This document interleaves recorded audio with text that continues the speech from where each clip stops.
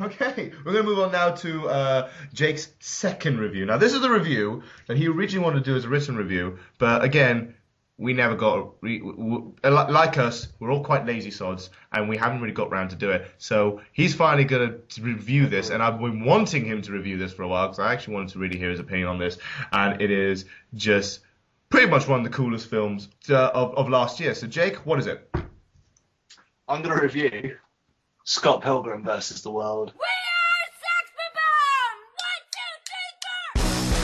Woo!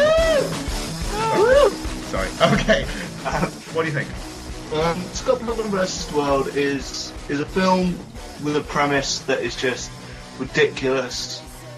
It's just outright silly, and it has silly visuals, silly fights, silly humour. And it's aimed at indie culture kids that shop in British art foundation and only eat vegan food and are obsessed with manga, but that doesn't stop it from being fucking awesome. It's seriously, I know I keep praising stuff and I should be harsh and stuff, but I haven't got a bad word to say about this film. I went to Nuki and I went to Penzance and a little independent cinema. It was the only thing that wasn't in French showing.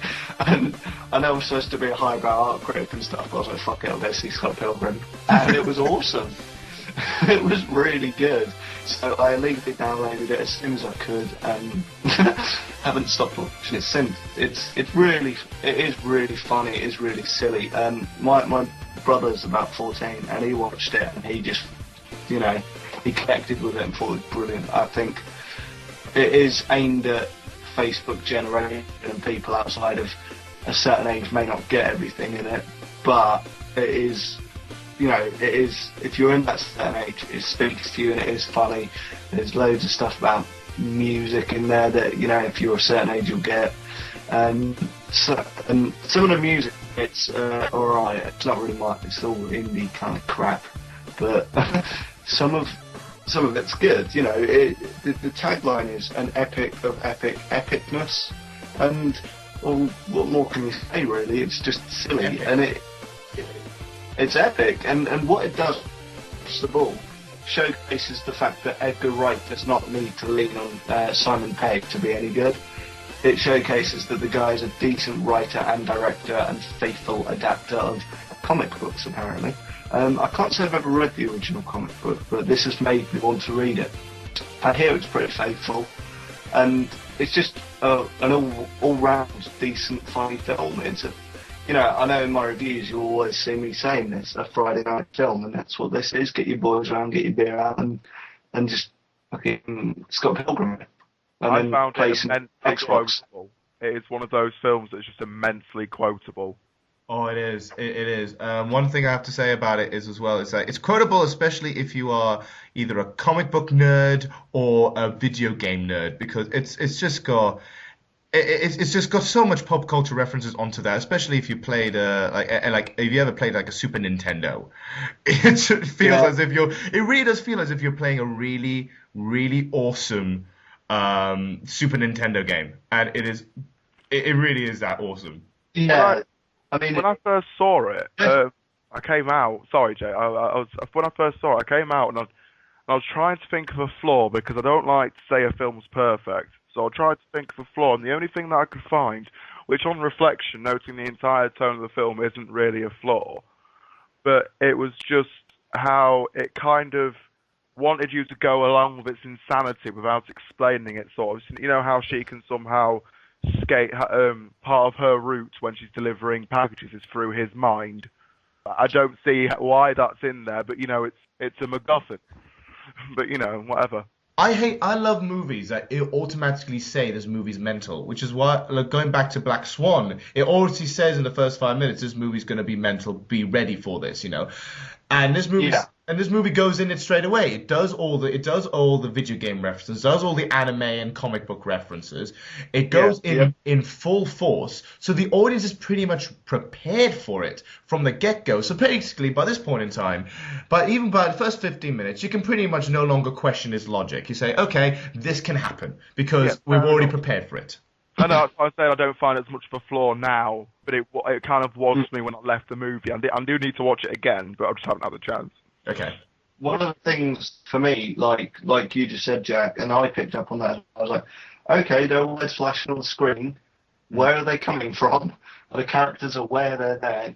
And there was no explanation, but that's kind of cool because it's like watching like a moving comic book. It's pretty cool. And people like, I don't know if they're old school computer games, like people burst into coins at the end of battles, and crazy stuff happens everywhere. And the characters that are just your average, pretty much virtual average Joes in an extraordinary situation, just shrug this off and ignore it. And it's like, what? Out of nowhere, Scott Pilgrim flies and starts punching and stuff. And it's like, I thought this kid was a nerdy bassist from Canada. Now he's doing fly kicks and all sorts. And it's amusing. Don't try and contemplate it. Just enjoy it. Exactly. I do like the fact that maybe it's because Scott Pilgrim as a character is just such a.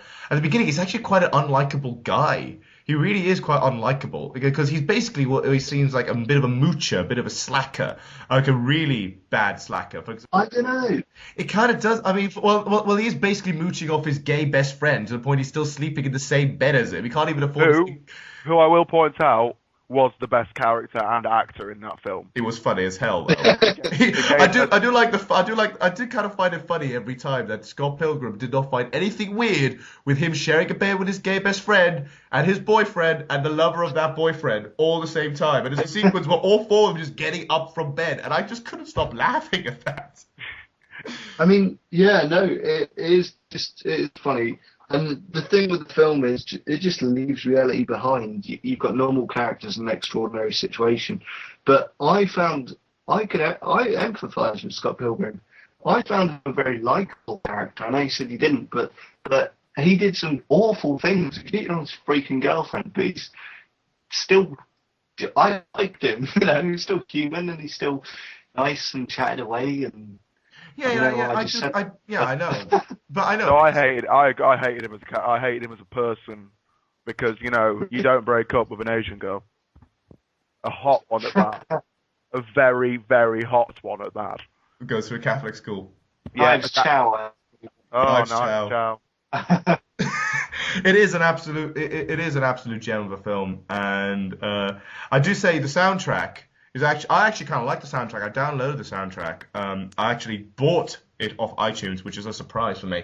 And I did because I kind of liked it. I kind of was getting to the groove of this. And oddly enough, I think it's because I recognized how half the music was done. And half the songs are done by Beck. And I love Beck. So it is just... really? Yeah, I'm a big fan of Beck. All the ones done by... Okay, another reference. No.